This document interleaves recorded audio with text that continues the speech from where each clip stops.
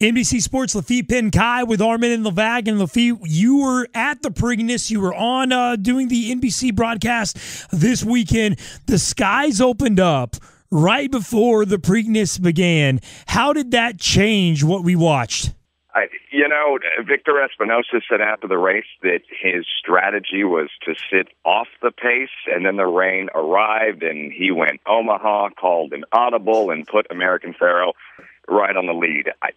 I would think that would have been the strategy anyways, but there's that old racing axiom about a wet track carrying a speed horse a little bit farther.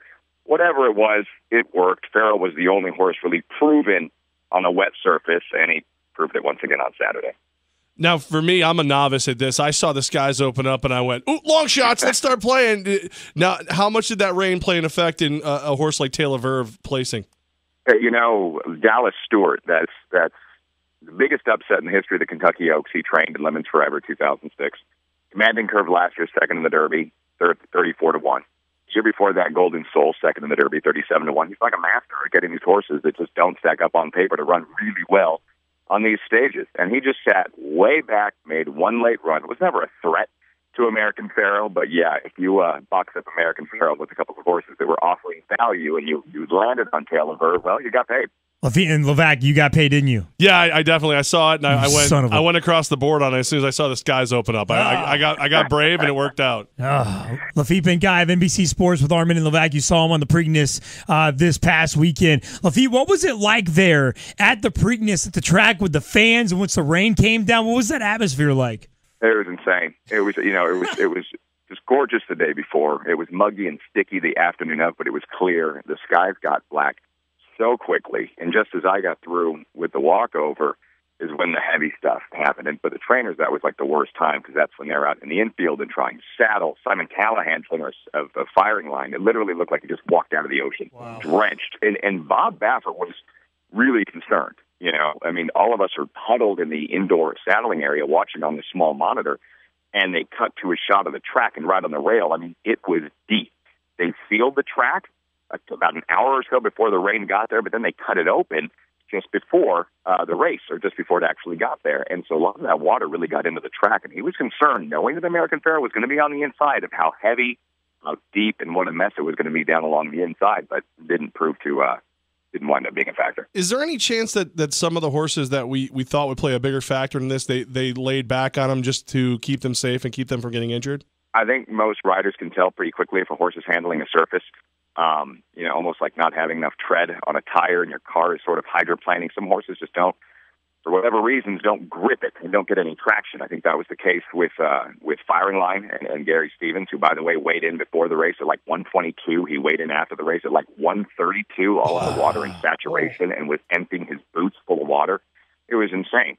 Firing Line. And for Dortmund, same thing. Martin Garcia was telling you, he's just a big, heavy horse, and as nimble and athletic as he usually has been. He just wasn't happy. He wasn't handling the track. And both Garcia and Stevens told me, for horses that looked like contenders going in, they knew they were in trouble right from the start. Laffit Pincay of NBC Sports, you saw him this weekend covering the Preakness on television. And Laffit, as we look at American Pharoah, is there anything different about this horse as he goes into the third leg of the Triple Crown that you look at him and think that he's different from those in the recent past who have not been able to accomplish this feat?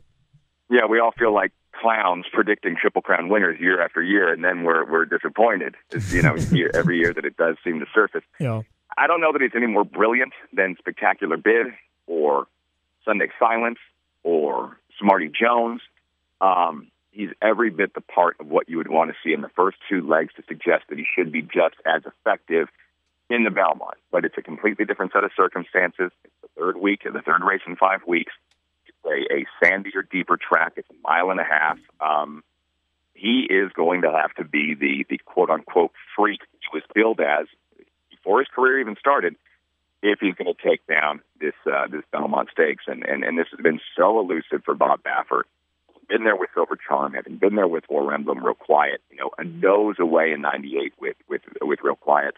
Espinosa is going to be the first jockey ever to bid on 3 Triple Crown, so that there's so much history, there's so much mystique. It's 37 years, 1978. It's going to be an amazing scene. I know that I'm jaded on the matter, and I try not to get my hopes too high. Now, when you look at the horses that were held out of the Preakness that are going to be gunning for American Pharoah in the Belmont, who's the one that gives you the most belief that we're not going to see a Triple Crown winner? Materiality for Todd Pletcher in just his fourth career start.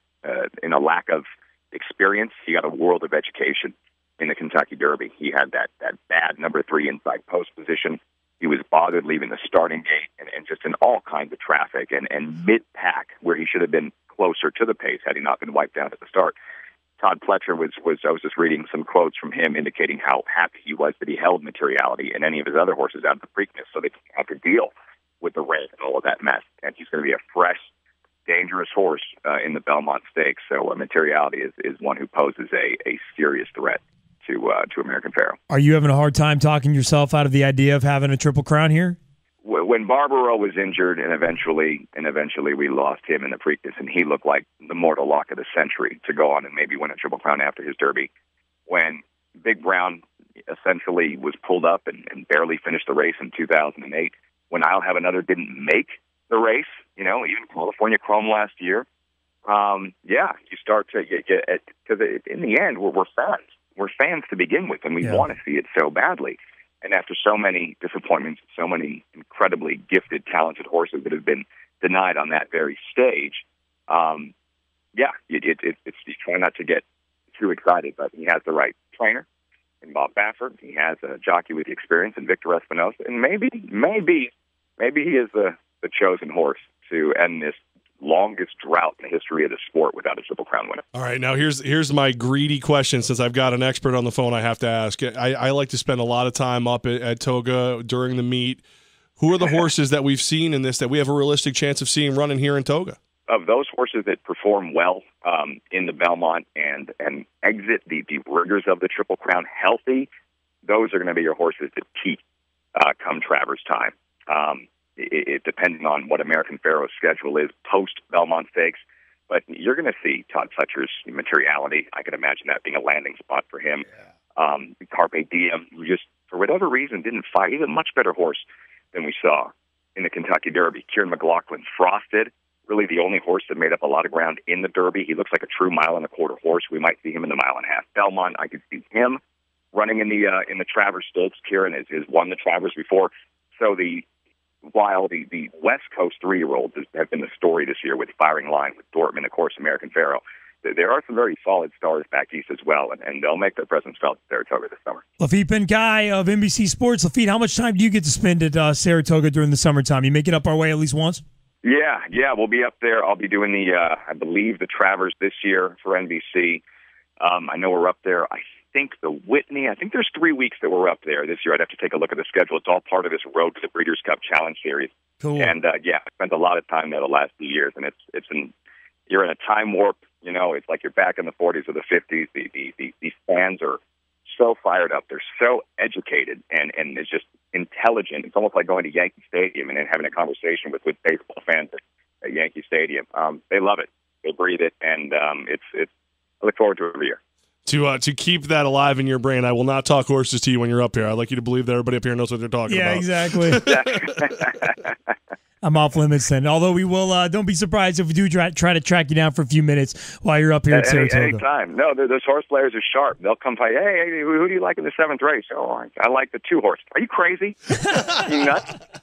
That's the kind. No, they'll give you 10 reasons why you're wrong, and you're like, wow. Maybe I don't know what I'm talking about. That sounds like Saratoga. Yeah. Welcome. Laffit Pincay, NBC Sports. Laffit, we'll see you in a few months. Thanks so much for your time today. Anytime, guys. Pleasure. We'll talk to you soon.